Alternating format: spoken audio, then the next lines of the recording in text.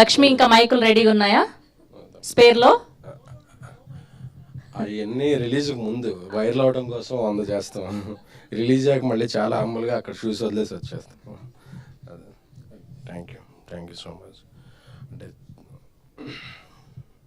మామిడి చెట్టు మొలకెత్తాక ఫ్రూట్స్ రావడానికి 3 ఏళ్ళు 5 ఏళ్ళు అలా పట్టుద్ది అంట.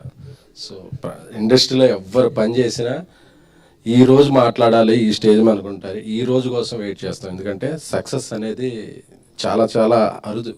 ఇండస్ట్రీలో 10-20% సక్సెస్ ఉంటుంది. సో తీసిన ప్రతి సినిమా విజయం సాధించాలనేది ప్రతి ఆర్టిస్ట్కి, ప్రతి ప్రొడ్యూసర్కి, ప్రతి టెక్నీషియన్కి ఉంటుంది.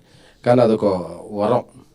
అది అచీవ్ చేయడానికి మనలో ఎంత స్ట్రగుల్ అవుతామో, ఎంత ఎమోషన్ అవుతామో, ఎంత పెయిన్ తీసుకుంటాం. ఎందుకంటే ఏ ఒక్క ఇటుక ఇది అవ్వకూడదు, అన్ని ఇటుకలు కలిస్తేనే ఒక ఇల్లు ఎలా అవుద్దో.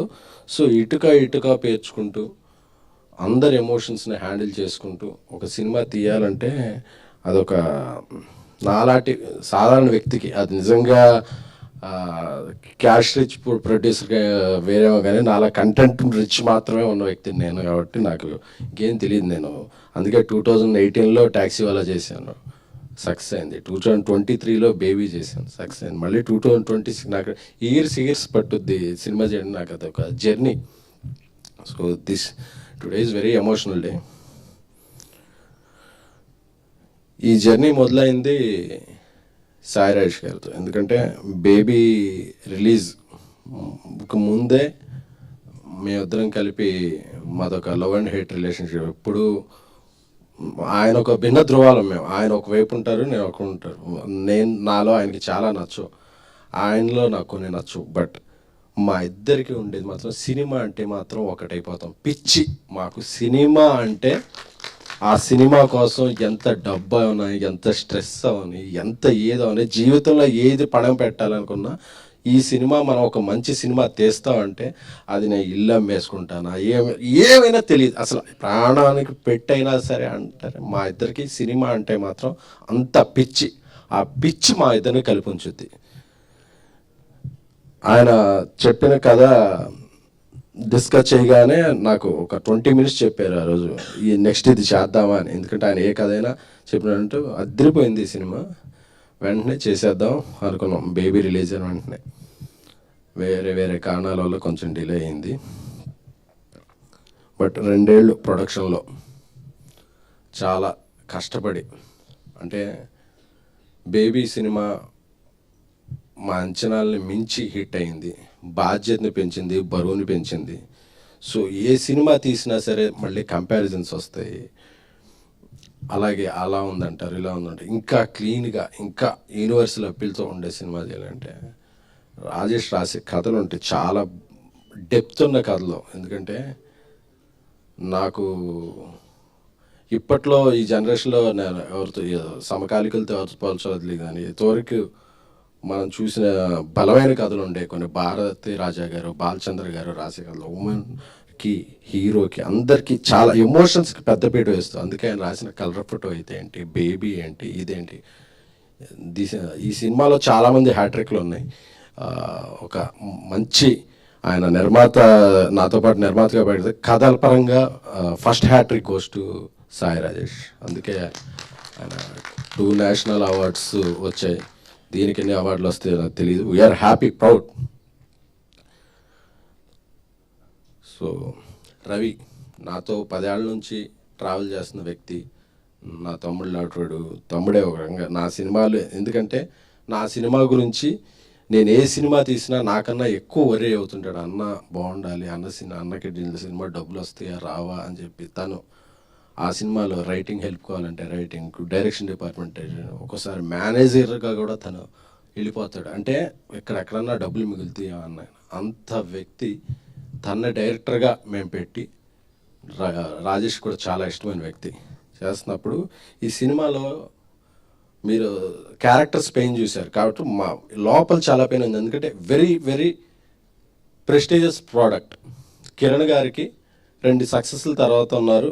చెప్పగానే ఈ సినిమా మనం చేసేస్తున్నాం అని నమ్మి, ఏం ఆలోచించలేదు, నమ్మి ఎన్ని రోజులు కావాలంటే రోజులు చేద్దాం, ఎలా కావాలంటే అంటే అందరి నమ్మకానికి ఇది ఇంత నమ్మకం ఉన్నప్పుడు స్టేక్ మీద బ్రెయిన్ మీద స్టేక్ ఉండేది, ఇది పాకెట్ మీద స్టేక్ కాదు, బ్రెయిన్ మీద స్టేక్ ఉంది. సో అందుకే అంత ఎమోషనల్ అవుతున్నాం. ఎందుకంటే కొట్టాం, మళ్ళీ కొట్టాం, గర్వంగా చెప్తున్నా. ఎందుకంటే ఇది ఏదో యాటిట్యూడ్తో చెప్తున్నా కాదు, అంటే కష్టపడ్డ ఇది మనం ఒక 2 hours 3 hours వండితే ఆ వంట బాగా నచ్చితే తృప్తిగా ఎలా తింటాం. ఈరోజు తృప్తి, అమ్మయ్యా మనందరికీ నమ్మిన వాళ్ళందరికీ ఈరోజు అందరికీ సక్సెస్ అనేది చాలా చాలా ఇంపార్టెంట్. సో సీడెడ్ నుంచి మా అయితే ఫోన్ చేసి, అన్న పొద్దున్న నుంచే రాత్రి నుంచి స్క్రీన్లు పెంచాం, ఎక్స్ట్రా షోలు వేస్తున్నాం అని చెప్పినప్పుడు మనల్ని నమ్మి డబ్బులు కట్టిన బయ్యర్ మైత్రి శశి గారు ఫోన్ చేసి, నైజాం రాత్రి అంతా కలెక్ట్ చేసింది, కిరణ్ గారి సినిమాలు అన్నిట్లో హైయెస్ట్ కలెక్షన్ చేసింది అని చెప్తే, first day 1 I'm proud to announce 12.3 crores. అంటే మా బేబీ ఓపెనింగ్ కన్నా కూడా 30 to 40% ఎక్కువ ఓపెనింగ్ వచ్చింది. అలాగే మా బ్రదర్ కిరణ్, ఆయన K ramp day 1 K ramp రెండు కలిపితే ఎంతో దాన్ని మించి ఇది చేసినట్టు is a biggest hat trick for Kiran Akbar గారు. అంటే ఆయన నటుడిగా ఎలివేట్ అయ్యారు, బాక్స్ ఆఫీస్లో ఒక బ్యాంకబుల్ స్టార్గా ఎలివేట్ అయ్యారు. అందుకే ఆయన original star. This is your original bigger success in your career. అంటే నాకు, ఎందుకంటే నేను హీరోలను అభిమానించే వ్యక్తిని, అది ఏ హీరో అయినా సరే. నేను ట్యాక్సీ వాలా చేసిన రోజు అది day 1 break even. Very happy. Vijay Devarakonda గారు చూడండి, ఆనంద్ దేవరకొండతో బేబీ చేసినప్పుడు ఆయన కెరీర్లో బిగ్గెస్ట్, కిరణ్ గారితో ఇప్పుడు చేస్తున్నప్పుడు ఈ కెరీర్లో బిగ్గెస్ట్ క్రాసర్గా నిలబోతుంది సినిమా. సో మనల్ని నమ్మి ఒక వ్యక్తి జర్నీ చేసినప్పుడు వాళ్ళకి మనం ఇచ్చే ప్రేమ, వాళ్ళకి పొగడతలో ఇదో కాదు, వాళ్ళకు మంచి నాన్ థియేటర్ల బిజినెస్ మనం నమ్మి చేయాలి, సినిమా మంచి బిజినెస్ పెంచాలి, వాళ్ళకి మనం చూపించే ప్రేమ అక్కడ ఉంటుంది. నాకు ఈ ప్రేమని, నా ప్రేమను మీ పట్ల ఎలా చూపించాలనుకున్నాను. ఎందుకంటే చాలామందిని చూసి అభిమానిస్తాం, ఆయనతో వర్క్ చేశాక ఆయన అభిమానిగా మారాను. ఎందుకంటే నాకు నాకు స్ట్రెస్ అయ్యేవాడిని అన్నప్పుడు. ఎప్పుడు నైట్ కాల్ వచ్చేది, అన్న ఇది మనం కొడుతున్నాం, అస్సలు మీరు అంత మాత్రం కూడా. యాక్టర్గా నేను రోజు సెట్లో ఉంటాను కదా, నాకు తెలుసు దీని వైబ్రేషన్ తెలుసు, దీని పొటెన్షియల్ తెలుసు అని చెప్తుంటే ఆయన నమ్మకం అసలు ఈరోజు పే ఆఫ్ అవుతుందంటే, బుక్ మై షోలో 5,000 per hour ఉంటే చాలా కాంటెంపరీగా మంచిదండి. అది ఇప్పుడు 11,000-12,000 per hour వెళ్తుంది. అంటే ఇది జనం ఇచ్చేది, ఒక మీడియా ఇచ్చి, మొన్న మీడియా అప్రిసియేషన్లో ఫోన్ ఆగట్లేదు ఇంత ఇదంటే. సో అండ్ ఆ కల్ట్ క్లాసిక్ అని చాలామంది అడిగారు సోషల్ మీడియాలో, ఏంటి కల్ట్ క్లాసిక్ అంటే, అదేదో ఒక ఎలివేషన్ కాదు. ఒక అమ్మాయి ప్రేమిస్తే ఆ అమ్మాయి ప్రేమ ఎంత బలమైనది అనే వర్డ్కి అమ్మాయి ప్రేమ తాలూకు బలవత్వాన్ని చూస్తే కల్ట్. అమ్మాయి ప్రేమ ఒక కల్ట్, అంత బలంగా ఉంటుంది. క్లాసిక్ ఏంటంటే, ఒక అబ్బాయి ప్రేమిస్తే ఎంత దూరం వెళ్ళినా మళ్ళీ తిరిగి వస్తాడు, అది క్లాసిక్ ఎగ్జాంపుల్ మగాడి ప్రేమ. సో అది కల్ట్ క్లాసిక్ అంటే, దాన్ని వేరే విధంగా అర్థం చేసుకోకండి. సో ధీరజ్ నాకు నా ప్రేమైన తమ్ముడు. ఎందుకంటే నాకు కోపం వచ్చినా ప్రేమ వచ్చినా ఇమ్మీడియట్గా తీసుకునే తను మాకేమీ ఇది కాదు, నాకన్నా చాలా ఆస్తిపరుడు. వాళ్ళ కమ్యూనిటీ, మా కమ్యూనిటీలో ఒక 5-6 ఫ్లాట్లు ఉంటాయి. అసలు నువ్వేంట్రా నువ్వేం మాట్లాడుతున్నావు అంటే నేనేం చెప్పలేను. బట్ నన్ను ఒక బ్రదర్లా భావించి, భయ్యా మీకు నేను అంటే, దేవుడు మనకి ఇంట్లో వాళ్ళని కొన్ని రిలేషన్స్ని ఇస్తాడు, కొన్ని రిలేషన్స్ మనం చూస్ చేసుకుంటాం. అలాగే నేను చూస్ చేసుకున్న రిలేషన్స్లో రైట్ రిలేషన్ ధీరజ్ నువ్వు ఎప్పుడైనా నన్ను వదిలేస్తావు కానీ నేనైతే నిన్ను వదలను. Love you.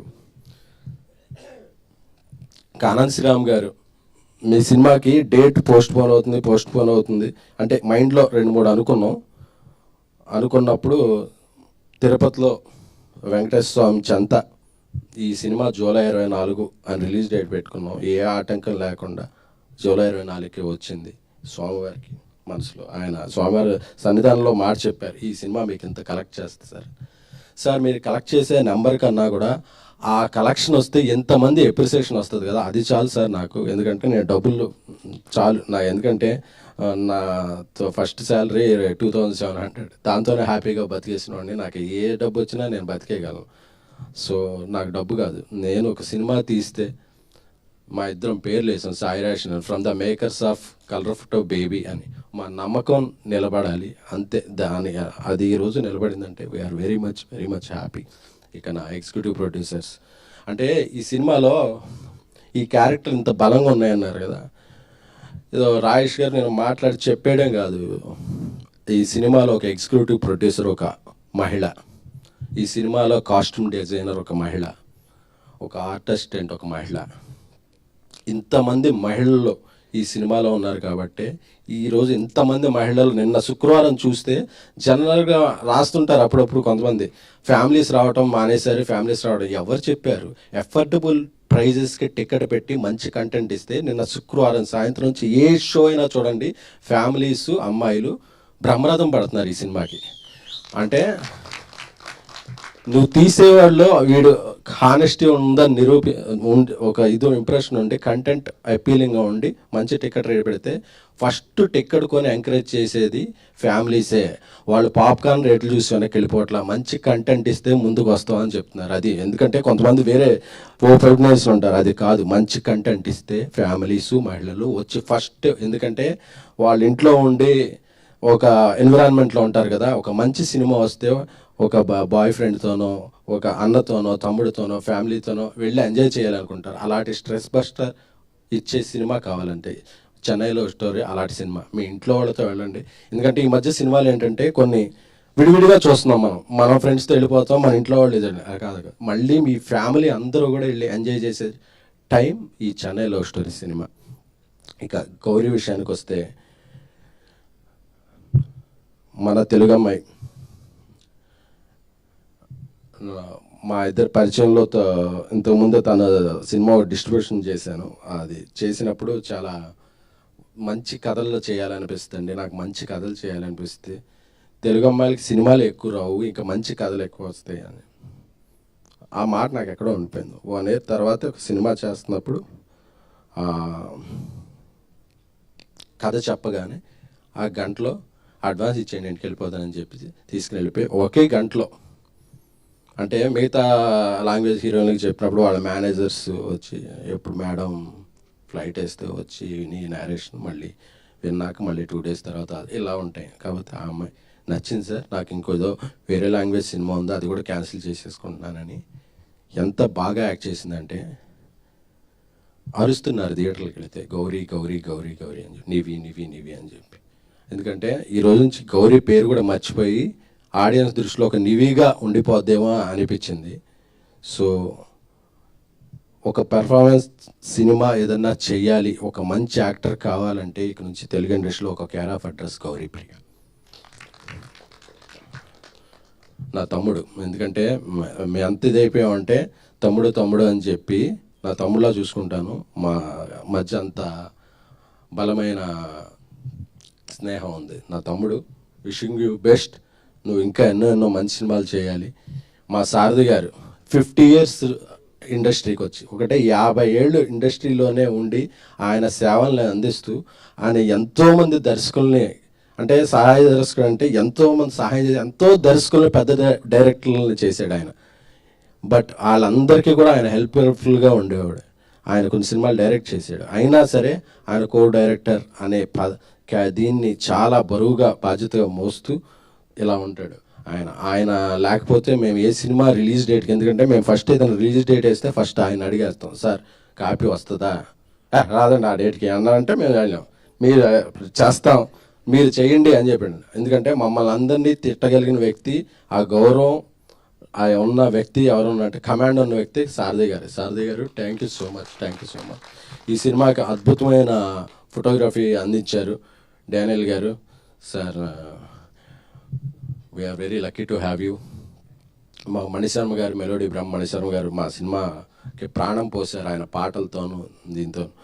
బీజిఎంతోను. సో అందరికీ పేరు పేరున ఈ జర్నీలో నా స్ట్రెస్ని, నా ఎమోషన్స్ని తట్టుకున్న నా టీంకి అందరికీ కూడా, నిఖిల్ గారికి, మా సిస్టర్ లాగా విశాల గారికి, మా నానికి, పిఆర్ టీం, డిజిటల్ టీం ఇప్పుడు మెన్షన్ చేయట్లేదు, ఎందుకంటే ఇది success meet, fast starting success meet. ఎందుకంటే మార్నింగ్ వచ్చిన కలెక్షన్స్ చూస్తుంటే డే 1 కన్నా డబుల్ రేట్లు ఉన్నాయి. సో ఇది ఒక 10 రోజులు 15 రోజులు ఊపేస్తుంది. సో చాలా మీట్లు జరుగుతాయి కాబట్టి వాళ్ళ లాస్ట్లో స్టేజ్ మీద పిలిచి తగు విధంగా సత్కరించుకుంటాను. సో రవి, నీకు ఒక మంచి ఫోన్ కొన్నాను, కార్లో ఉంది, ఇస్తాను. ఎందుకంటే నీ స్ట్రెస్ అంతా ఫోన్స్ మీద చూపించావు అని తెలిసింది. లోన్స్ ఉంటే స్ట్రెస్ అవ్వాలి కానీ ఫోన్స్ మీద ఎందుకు stress. Thank you so much. అలాగే మా ఈవెంట్లు అన్నిటికీ కూడా మా ఇంట్లో మనిషిలా వచ్చి అసలు డబ్బులతో సౌండ్ లేకుండా మమ్మల్ని ఎంకరేజ్ చేసే మా శ్రావంతి గారికి థ్యాంక్ యూ. సో అందరికీ చెప్పాను, అలా అసలు మన డబ్బులు రేషన్ కాదు, అంతే, మంచిగా భోజనమే. సో మీడియా ఈ సక్సెస్ ఏదైనా సాధించానంటే అది నాది కాదు, అది మీది. ఎందుకంటే రోజు మీతో అక్కడ కూర్చుని కవర్ చేసే వ్యక్తిని నేను. ఇక్కడ ఉన్నానంటే నేను ఏ సక్సెస్ సాధించినా అది మీ అందరికీ చెందిందే తప్ప అది నాది కాదు. ఎందుకంటే మీ అందరితో కూడా నేను ఆఫీస్లోకి వెళ్తే నేను ఆఫీస్ లేట్ అయితే నా స్క్రిప్ట్ రవిచంద్ర గారు రాసి విజువల్స్ ఇంజెస్ట్ చేసేవాళ్ళు. సో అలా మీ అందరు సహాయ సహకారాలు, ఎందుకంటే ఏ ఒక్క వ్యక్తిగా ఎదిగిపోడు. ఒకడు ఎదిగాడు అంటే టీం, ఒకడు కెప్టెన్ ఇలాగా కప్పు తీసుకున్నాడంటే దాని వెనకాల 11 మంది ప్లేయర్ల కష్టం ఉంటుంది. సో నా వెనకాల ఇంతమంది ప్లేయర్ల కష్టం ఉంది. సో అలాగే నన్ను నమ్మిన ఎప్పుడూ నా వెన్నుంటే మారుతి గారికి కూడా నేను హృదయపూర్వక కృతజ్ఞతలు చెప్తున్నాను. అలాగే ఇంకా బలంగా చెప్పుకోవాల్సింది మైత్రి మూవీ మేకర్స్ నవీన్ గారు, రవి గారు. సో ఈ సినిమాకి నాకెంత హెల్ప్ఫుల్గా ఉన్నారనేది నాకు తెలుసు. మరొక పెద్ద ఫంక్షన్లో వాళ్ళిద్దరి సమక్షంలో వాళ్ళ గురించి చెప్తాను. So I'm very very very happy. Thank you all. And last but not least Kiran garu. So we're very very happy. మీ గురించి సగమే చెప్పాను, ఎందుకంటే సగం నెక్స్ట్ అంటే అన్నీ ఒకేసారి చెప్పేస్తే మళ్ళీ రిపీట్ వస్తాయని కొన్ని బుల్లెట్ పాయింట్స్ ఈరోజు చెప్పాను. కొన్ని నెక్స్ట్ సక్సెస్ ఒక పెద్ద ఫంక్షన్ చేద్దాం అనుకుంటున్నాను, దానికి దాచాను. Thank you so much. Thank you. ఎందుకంటే నాకు తెలుసు మన మధ్య మీరు ఎన్ని రకాలుగా నాకు సపోర్ట్గా ఉన్నారు. అందులో కొన్ని చెప్పచ్చు, కొన్ని చెప్పకూడదు. బట్ నా ప్రేమను మాత్రం మీకు ఎప్పుడు చెప్తాను. I love you. Thank you so much. Thank you SKN garu, thank you so much. And ఇప్పుడు సాయి రాజేష్ గారిని మాట్లాడవలసిందిగా రిక్వెస్ట్ చేస్తాను. అండ్ ఈ సినిమాలో ఒక ఇంపార్టెంట్ బలమైన పాత్రను చేయటమే కాకుండా ఆయన ఆ పాత్ర చేయకపోయినా ఏం పర్వాలేదు, బట్ వచ్చి మా కోసం చేసిన అదితి గారికి ప్రత్యేకమైన ధన్యవాదాలు తెలుపుకుంటున్నాను. Thank you.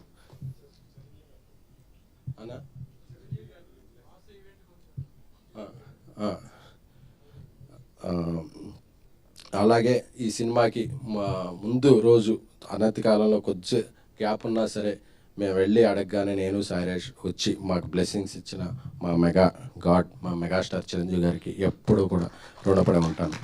Thank you so much. Thank you.